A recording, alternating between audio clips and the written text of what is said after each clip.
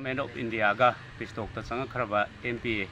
akhoi Nongshum khungang asida Nongshum bungak tana sendran leiriba asi handakta akhoi Government of India na thoklakhiba order amada akhoi gi makhoi gi mafam ani khak ingau rok amadi kakching khunau khak leigedabani haidana thokpi reiba order si akhoi Nongjum parja ama oina yaba ngamjaroi haibadi hauji si nakal ani gi irang si loiba natribani na mafam jidagi MPA chatkhiba haibaje akhoi gi parja jingi pamdaba akhoi chap chaba phireb leijai aduna kaino haibadi akhoi mafam jidagi chalhange haiba taragasu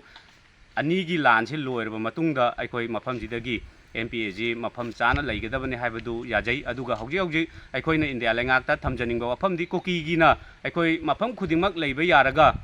akhoi Manipur gi maitai jati gi na akhoi sumaina torokpa kanda akhoi da khakta miyeng hena changjanbi baje masi India lengak ki yamna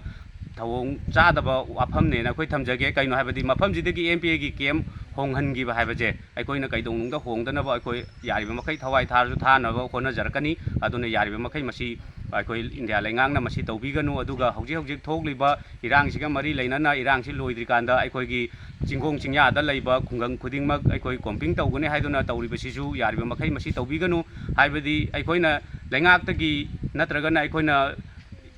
State Post tagi lakhiba khujugulai oraga jo akhoi lan si loiba akhoi khudingmang na thindokpa haibaje akhoi gi ju chapchana akhoi thinge haibagi akhoi da madu wakhalon do leijari aduna irang leitrika loidri kanda akhoi na khujugulai akhoi dagi khongkat khiba comping tawduna phagat khiba haibaje madu akhoi na India lengang na amadi state lengang na akhoi Manipur gi parja jingbu namdana bo honabani haina akhoi na logjai aduna adu yariba makai tawbiganu haiduna Nongjum parja ama oina thamjari